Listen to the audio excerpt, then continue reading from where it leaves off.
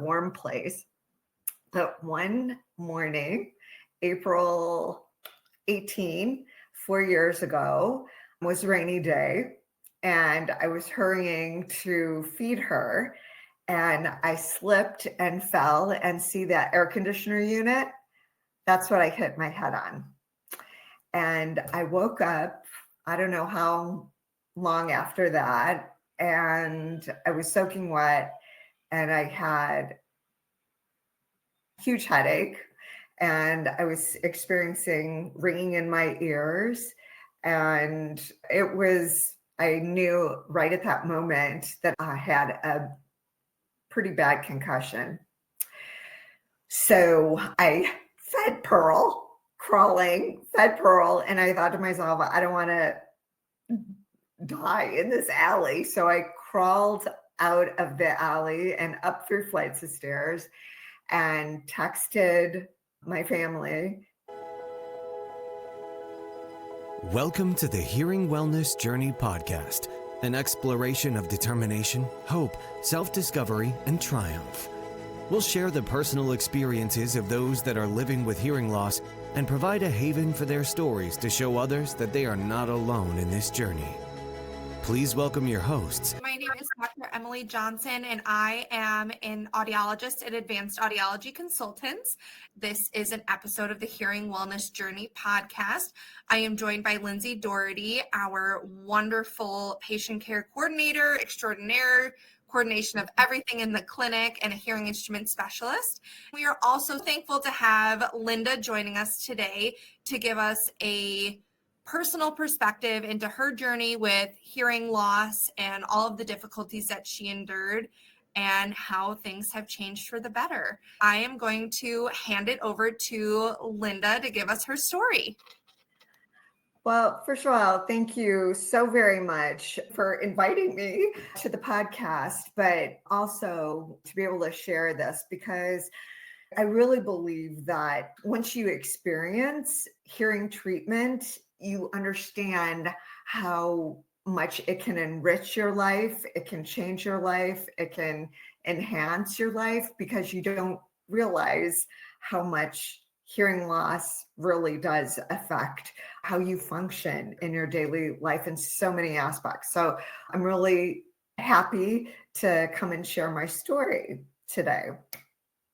To give you a little bit of background, I use some of them for a different presentation because I am trying to really advocate for sports medicine professionals to better evaluate and refer out to other healthcare professionals like audiologists, sports psychologists, sports dietitians like me, and other healthcare professionals for athletes that experience concussion, because it was kind of a full circle moment for me, because I used to work with athletes who experienced concussion. And none of what I'm about to tell you today really, I didn't understand it until it happened to me. And now that I do understand it, that's why I'm advocating for athletes with concussions, or really anybody that has experienced hearing loss and tinnitus, to seek out audiologists. So to give you a little bit of background so you understand where I came from, I have been a dietitian, a registered dietitian, for over 35 years. Fast forward to the last 16 years, I have been in private practice as a sports dietitian. And what that means is I work with athletes specifically and help them achieve their performance goals through personalized hydration and nutrition plans. So I started working with Ironman triathletes for the first 10 years, which is a very complicated athlete, what their nutrition needs are. And then out of the blue, I got a call from a professional boxer in Chicago here. And I worked with Andrew Fonfara for 4 years as his sports dietitian, as he worked his way up the ranks from WBC ranked 22 in the world to number 2 in the world. and he fought for the world championship for light heavyweight. And so I was along on that wild journey. And Andrew is really amazing because he has given me permission to talk a little bit about what he experienced also, so that I can help educate other healthcare professionals. And one of the things that Andrew experienced in his journey up the WBC World Boxing Championship journey was he experienced concussions. And as most boxers experience concussions and many other types of athletes, but I didn't understand quite what he was going through at the time because I had never experienced a concussion. But retrospectively, wow, it just, everything makes sense now. And so that has even propelled me even more to work and spread this word. So while I was working with Andrew and other boxers, I also was a consultant for Gatorade and Gatorade Sports Science Institute, where I used to conduct sweat testing, which sounds very unglamorous, and it was, but we would patch test professional football players and professional basketball players and understand, how much they sweat and the electrolyte loss. I did that for many years for them. And that led me to working with Northwestern University Athletic Department, where I taught them how to do sweat testing and body composition change. Like I worked with Andrew as he cut weight to make his weight. And so my experience at Northwestern University Athletic Department was wonderful because, all of that experience helped me teach them those skills and work with those athletes. And while I was there at Northwestern University is when something happened. And this is Pearl. And this is where Pearl lived. And that is my building on the right where I used to live in Chicago. Pearl was a feral cat that lived in our neighborhood. I took it upon myself to feed her and water her every day. She was elderly, and I built that house for her. So she had some place to live in the winter, a warm place. But one morning, April 18, 4 years ago, was a rainy day, and I was hurrying to feed her. And I slipped and fell, and see that air conditioner unit? That's what I hit my head on. And I woke up, I don't know how long after that, and I was soaking wet, and I had a huge headache, and I was experiencing ringing in my ears. And I knew right at that moment that I had a pretty bad concussion. So I fed Pearl, and I thought to myself, I don't want to die in this alley. So I crawled out of the alley and up through flights of stairs and texted my family and let them know what happened. And then I did what you're not supposed to do, and I went to bed. And I woke up the next morning, thank goodness, somebody had a reason for me to be here. I woke up the next morning, and these are some of the symptoms that I had. I had a headache, what's called visual convergence, where I would look at my computer screen. I could read words, but I couldn't really understand what the words were. I had sensitivity to light, sensitivity to sound, ringing in the ears, tinnitus, difficulty concentrating. Everything was like slow motion processing and a mental fog. I had sleeping disturbances. And really, overall, it was this overwhelming grief because I was really understanding that my loss of function could be permanent. And then, there are other common symptoms to concussion: academic challenges, mood changes, depression, anxiety, thoughts of suicide because of all these radical changes. People have dizziness, balance issues, appetites are affected, either decreased or increased, nausea, social isolation. I mean, everybody's concussion hits them differently.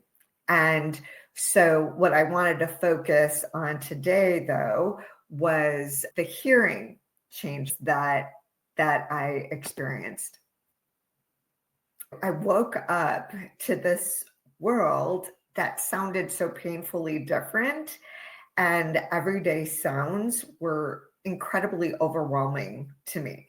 Everything was really loud and irritating. I was really struggling to because I had that additional layer of tinnitus.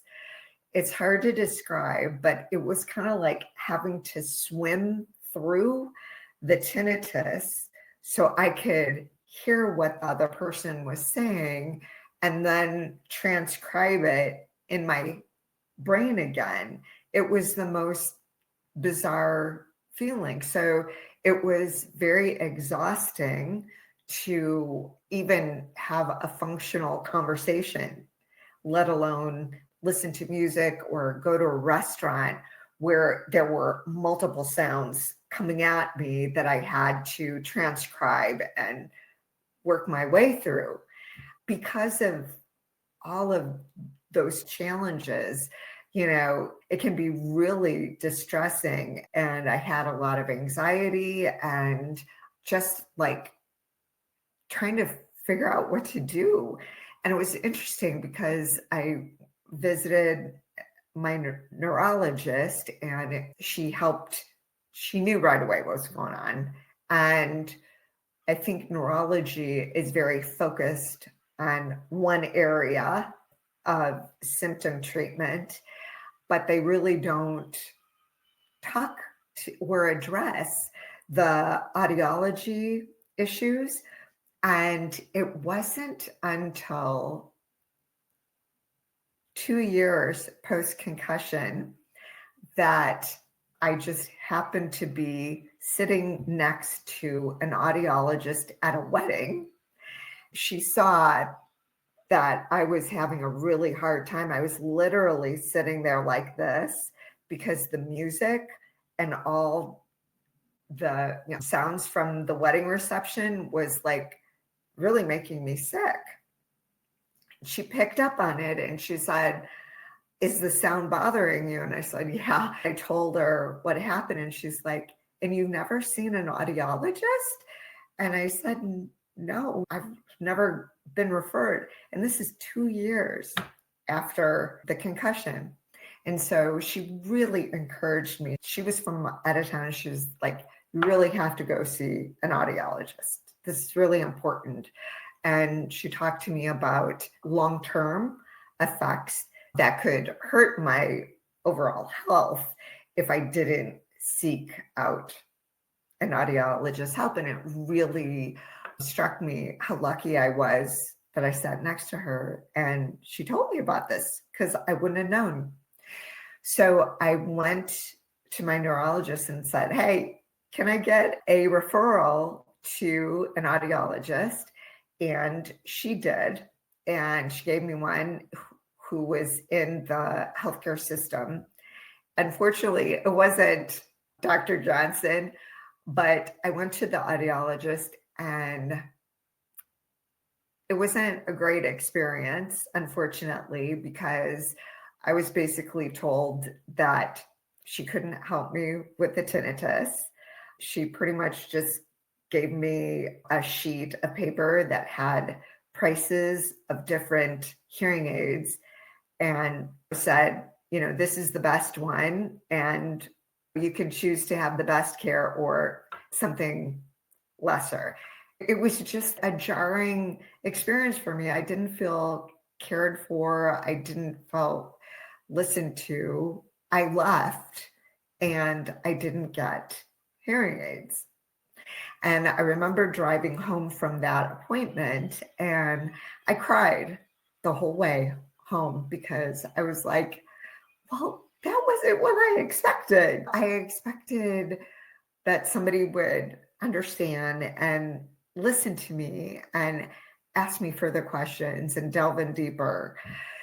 So being outside was one of those things that helped me in this process. It helped clear my head when the jumble of post-concussion really affected me. I could go and take a walk and breathe, and it helped to calm my brain a little. So I ended up taking my dog to dog park. And at dog park, these two women that I had seen for the past 2 years, they saw that I was not myself and they asked me what was wrong. And lo and behold, these two women both had hearing aids. And I never knew that they had hearing aids. And so they encouraged me. They said, go see a different audiologist. That one audiologist might just not have been the right match for you. And they said, this is a journey. We'll help you through this. And they started talking about their journeys. And it really kind of empowered me to seek out somebody that specializes. And that's how I found Dr. Johnson. I started really Googling to find audiologists in my area that specialize in tinnitus. And I met Dr. Johnson. It changed my life because she took the time to really ask me loads and loads of questions. The assessment was multi-layered and so much more in depth than I had experienced with the other audiologist. And she taught me what different things meant and why I was experiencing what I was experiencing, and then why hearing aids could help. So Dr. Johnson, do you want to add anything before I go through some of the different symptoms that I was experiencing that you taught me about? Sure. And I think it's important for everybody to think about, like, just as like when you have a concussion, your symptoms, there's this whole array that you could experience of different levels. Yes. And the same thing goes for tinnitus, hyperacusis, hearing loss. There are certain symptoms that overlap or certain commonalities between different stories, but each person's journey is unique. Yes. And one of the biggest things is finding the right audiologist. Yes. That you feel heard with, that you feel like has the right education experience that makes it easier for you specifically. And I think that that's what's really important, is that audiologists are wonderful across the board, but you have to find your audiologist. Yes. The practice that you feel most comfortable at, that has different types of testing, and being able to go in depth. Our testing process, the initial one is 2 hours, and other places just don't have that luxury to go that in depth. But it makes a difference for somebody who has a complex history. Like, we were working with more than just hearing loss. We were working with hearing loss. We were working with tinnitus. We were working with your sensitivities to sound, and just kind of the medical aspect of the concussion as well, that adds so many layers to it. And so it's like, if you see an audiologist and maybe it wasn't the experience you're hoping for, I would hope that you just don't write it off and never return. That there are wonderful people in this profession, and you just have to find the right one that's the best fit for you and your needs. And I'm glad that you did, and I'm glad that it was me. Yeah, it really was so interesting to me that the difference that advanced audiologist consultants, your practice philosophy is so different. It's so different than the other practice that I had been through. And, that's what made all the difference in the world. And I look back, and if I hadn't had that experience, it was like a godsend, really, that I met these two women with hearing aids that I didn't even know that they had hearing aids. I knew them for over 2 years. I had no idea. And if I hadn't gone there because I was so distraught and they hadn't, I don't know what would have happened to me. Mm-hmm. I really don't. But it did lead me to the right place. To your second point, Dr. Johnson, everybody is different. And with mine situation, it was so complex because so many things were going on. Like you mentioned, hyperacusis is, I might be pronouncing that wrong, but that was one of the biggest deals with me. And as you see here, it's a condition which the brain overreacts to sound, causing normal environmental noises to feel uncomfortably or painfully loud. And that was such a bizarre experience for me because walking into the grocery store or restaurant was overwhelming and actually painful for me because of this condition. And it is not simply about hearing well. It reflects the loss of sound tolerance due to changes in how the brain processes auditory input, often following head trauma, which I had. Sensitivity to specific frequencies, the bass really affected me a lot. Distortion or wrong perception of sounds, including speech or music, physical discomfort or pain with sudden or loud noises. That actually is a continued thing, but it's much lessened now. Emotional responses such as anxiety, irritability, and fatigue. And at the beginning, that was huge for me. And that when I was working back at Northwestern University, that was something that really affected my ability to function. For example, when I was working with men's basketball, I was there to do sweat rate tests, and pre-practice, they turned the music way up. So I'm listening to this pounding rap music, and I literally had to leave for a few minutes and go shut my door into a closet, a storage closet, to kind of like breathe through it and prepare myself that I had to go back out there and complete this very painful, work. And actually, because of that, that's why I decided I had to leave Northwestern, because at the time I couldn't even function doing my job. This is a very real thing. And with time and treatment, which I'll get to in a moment, this subsided significantly. And I probably could do that job again, but I couldn't at the time. Tinnitus is another issue, and that's where the perception of sound, we get ringing or buzzing. Mine is a 2-layered tinnitus without an external source. So we're not hearing it from the outside, we're experiencing it from the inside. And it is common after head trauma and can be caused by disruptions in both the inner ear and central auditory pathways. And Dr. Johnson, if you want to jump in and explain that a little bit more. Yeah, so tinnitus has become a lot more common. And historically, unfortunately, there really weren't a lot of concrete treatment paths for tinnitus. A lot of people 20, 30, 40 years ago were told, well, I have it too, just deal with it and move forward. Don't let it affect you, just try to ignore it, which is not helpful when you have this bothersome sound that is going on in your ear. From an audiologist standpoint, it's difficult because everybody's tinnitus is a little bit different. Yours has multi-layers, like you mentioned. There are some people where it's just a pure tone. Sometimes it's cicadas. Sometimes it is a whooshing sound and it changes and there's variety to it. And because for the grand majority, it's subjective, I can't put my ear to your ear and hear what you're experiencing in order to know what best way to go about it. I'm thankful now that we have a lot more different treatment plans, whether it's through the use of hearing aids, whether it's through masking noises, whether it's through the linear, and a variety of different treatments for tinnitus.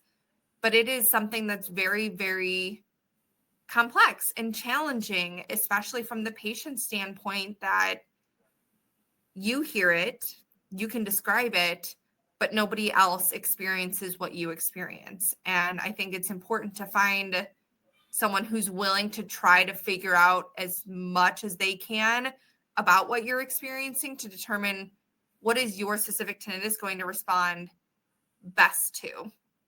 And I mean, with the basketball and the hyperacusis, I feel like basketball courts are just really loud in general. As a normal hearing person, what I think is normal sound tolerance, that just gives me anxiety just thinking about it, because those gymnasiums are not built for comfort. It is a hard floor. We've got hard seating. It is like a big echoey room.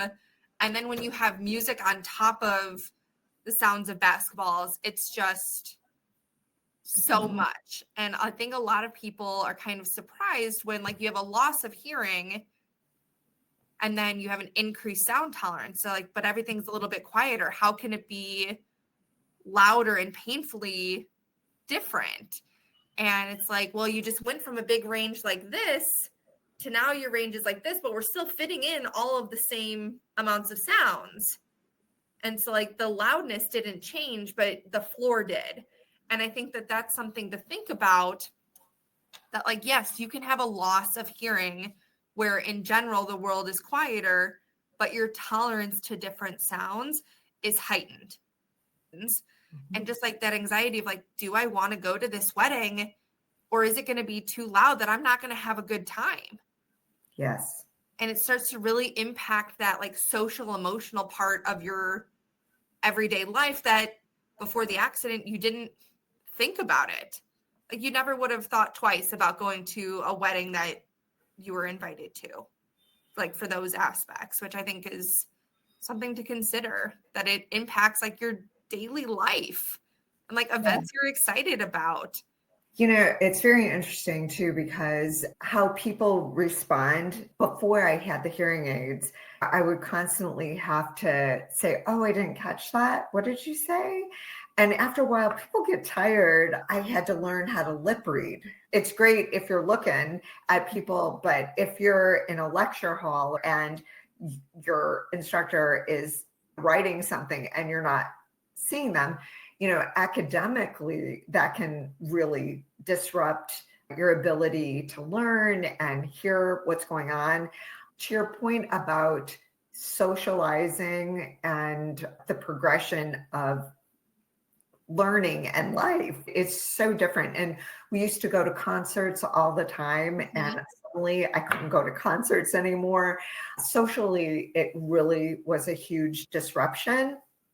And for my work life, it was a complete disruption. I couldn't work. I'm a lifelong learner. And so my learning ability, because I would always be taking classes of something or going to webinars and things like that. So that was a huge disruption. So it kind of all fell into this next thing here, central auditory processing disorder. And so that affects how the brain interprets sound. Even when the ears function properly, people with CAPD may struggle to understand speech, especially in noisy environments. And this condition is increasingly recognized as a consequence of even mild traumatic brain injuries. So that was definitely an issue for me. There's a couple other things here that I just want to touch on before I get into how treatment has changed my life. The sensory hearing loss or sensorial hearing loss involves damage to the inner ear or the auditory nerve pathways that carry sound signals to the brain. Post-concussion, SNHL may be due to the physical trauma, changes in blood flow, or neural disruption. And mine was more, we believe, the neural disruption. And so we had to recreate those neural pathways, which to me is mind-blowing, that we can teach our brain to, you know, reconnect. The visual work that I did when I couldn't read the words on the screen and understand what they meant, that was recreating neural pathways. And then this here with the treatment that Dr. Johnson gave me helped recreate those pathways. And then all of this goes under the umbrella of post-traumatic auditory dysfunction. And this umbrella term encompasses the range of hearing-related symptoms that may follow a head injury, including tinnitus, hyperacusis, difficulty hearing speech, and overall hearing loss. And working with an audiologist like Dr. Johnson can be instrumental in diagnosing and managing these issues. So all of those, I had no idea, even after visiting the first audiologist, I had no education on any of this, no diagnosis to, educate me as to what was happening. When I met with Dr. Johnson, she was able to explain all this to me and then, really dial in what type of treatment that I needed. So it was sound therapy. There's a wonderful educational program that I went through to walk me through these different treatments, gradual sound desensitization, and the hearing aids and the other devices, which changed everything. I'm going to show you really quick what one of those devices are. This is my favorite. This is a little device that I just put into the USB of my computer, and it helps me connect with the computer and my hearing aids. During Zoom calls, I can hear so much better what's going on, and it has been life-changing for me, my ability to lock in my computer to my hearing aids. If you want to jump in. Yeah, I think it's important to view treatment for auditory dysfunction as like a puzzle, and there are multiple layers to it. And in our office, we have a proven process. You mentioned the oral rehabilitation that our patients get after you come in, and we enroll you in these things. And for some first-time people, they're like, this seems like a lot. And then you get on the other side of it and you're like, that was fantastic. Because it's not just, here's a device, put it on, see you in 6 months. You saw me a lot. And in person, those first few weeks to months, it takes that next level of care. You're an individual human. You're not just a hearing test on a piece of paper. And we got to work with your brain, and how fast your brain gets on board with different things.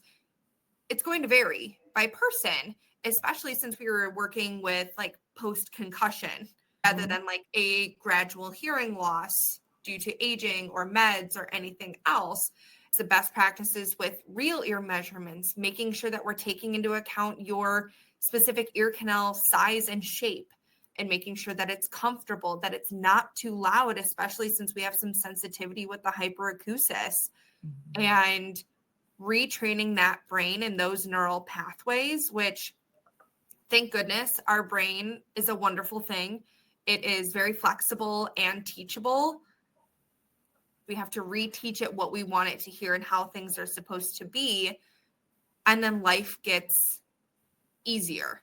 Yes. It's a lot of work on your end in the beginning, but after we hit that nice stability, you're coasting. And that is really what we hope for our patients, is that we put in a lot of work in the beginning to make your life easier for the long term. And working with auditory processing, it's like we're missing parts of sound and speech because of the hearing loss. And now also our brain has to get back on board of, well, what does an F sound like? What does a TH sound like if given access to it? And that's another layer, because it's like, yes, we can give you all the sound access that you need, but if your brain doesn't know what to do with it, it's not all that helpful. And so watching you go through all of the steps in the process, and I think it was one of the first few appointments that you came back, you're like, my tinnitus is so much better. Yes. You're like, it is not bothering me during the day. anymore. It's not something that's front of mind.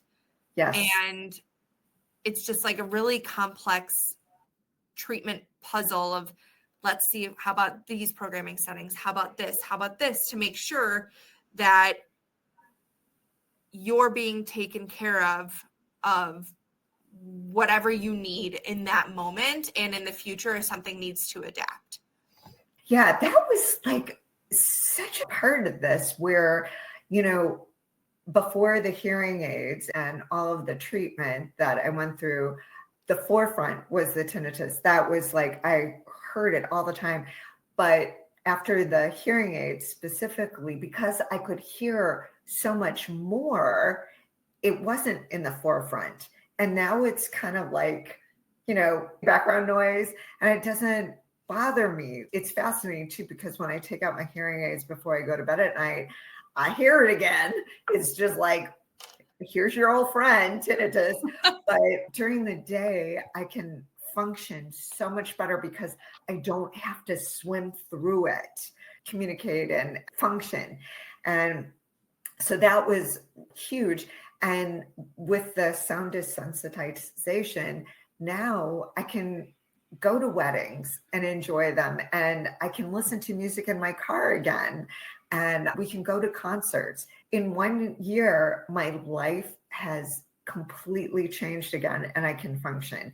And even though, I had to put in a little work to get there, and it was a little weird because I heard at the beginning, I heard myself chewing, and that's normal. But afterwards, I don't hear any of that stuff anymore. It's background, and I only hear what I need to hear again. Yeah. And I think that's why it's a hearing journey.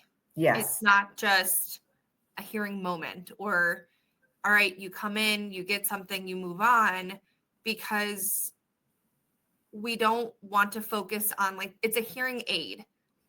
It aids you in what we need it to, but also us as humans got to put in some type of work to get our brain back on board, especially when we're dealing with post-concussion, head trauma. Your brain is all jumbled from that initially anyway. Yep. And we throw in a hearing loss on top of it. And then we bring sound back. And it was about 3 years after the concussion. Yes. It was a year ago. Yeah. So 3 years of living with the hearing loss and trying to get back out. But we often think of like hearing loss and hearing aids treating the hearing difficulties. But what we don't think about is giving you kind of that color in your life back, being able to work the way that you want to, being able to communicate with your loved ones, being able to go to sporting events, music, weddings, all of these things where that's a huge side effect of untreated hearing loss is you start to socially isolate because it's no longer fun going to those events, because you're right, people do eventually stop wanting to answer. Yes. And you're like, I didn't hear you. Can you repeat that? And then you get hit with the never mind. Like, well, no. I want to hear and I want to have a conversation. But if nobody else is going to put in the effort, then it's frustrating for you. Yeah. So it's like all of these little bonuses of, I don't want your hearing loss, your tinnitus, your hyperacusis, anything like that to hold you back from living the life that you want to do, that we often don't think about when we're like, oh, somebody has a hearing loss.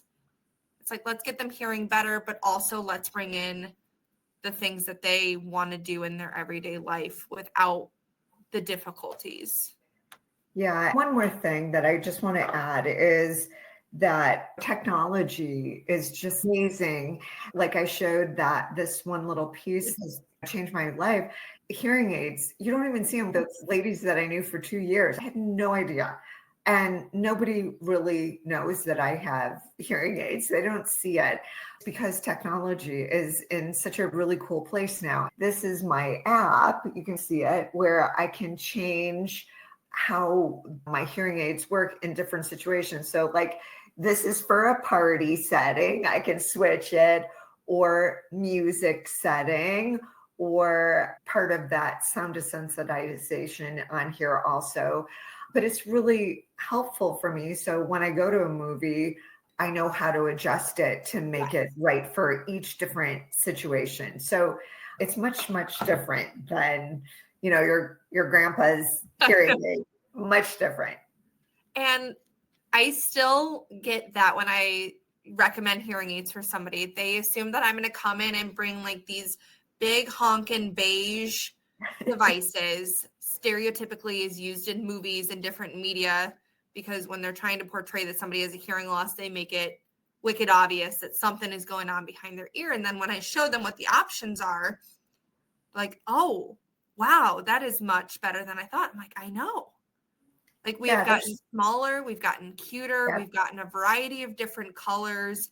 And to your point, there are people that you socialized with routinely for 2 years and you had no idea. No idea. And that is so common. They're like, I just found out that cousin Joe has hearing aids and he's had them for 3 years and nobody knew. And I think that's an important part to drive home, is that people are more likely to realize when you go, huh, what? I didn't hear you, and ask for repetition, than having a small piece behind your ear that just makes your life a little bit easier.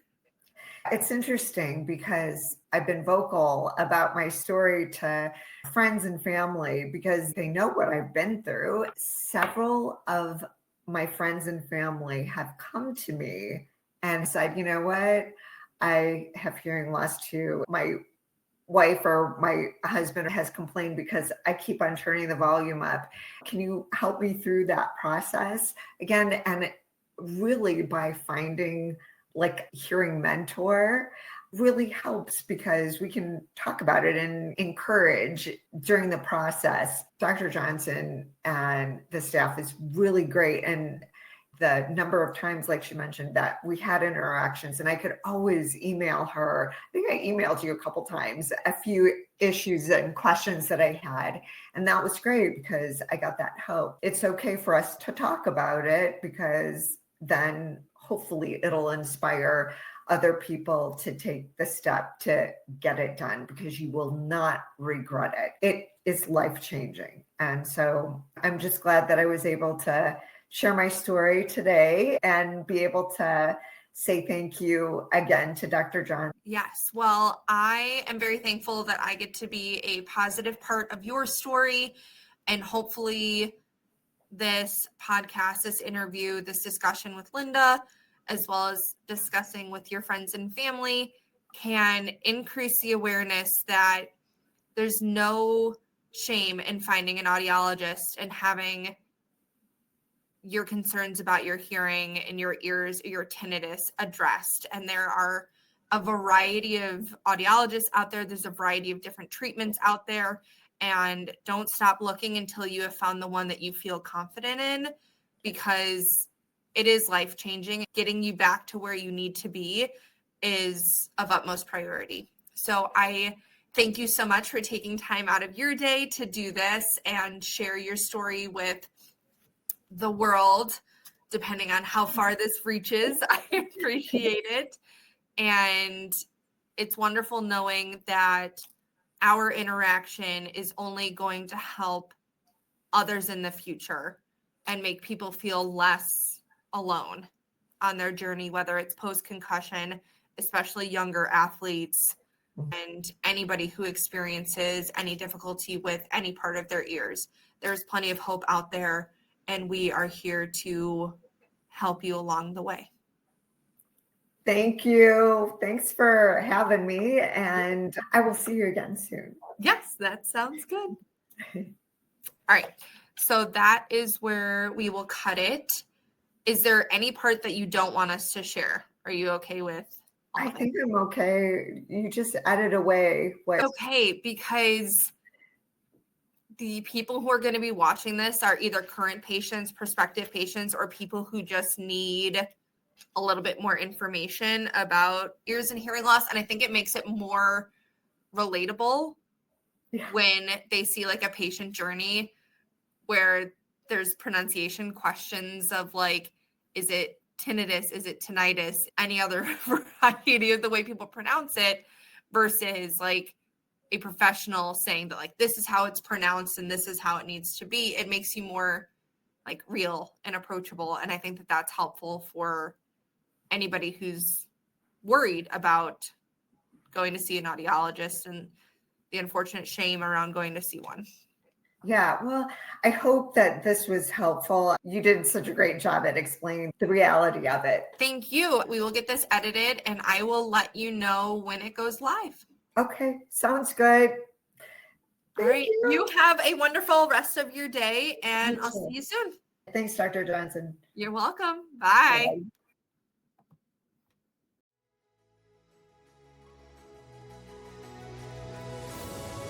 Thank you for joining us on this episode of the Hearing Wellness Journey podcast. For more information about what we do and the services we provide, please visit our website at hearingwellnessjourney.com/podcast, where you can find more resources based on today's discussion, as well as request to be a member of our Hearing Wellness Journey community on Facebook. That's available for our listeners exclusively on hearingwellnessjourney.com/podcast.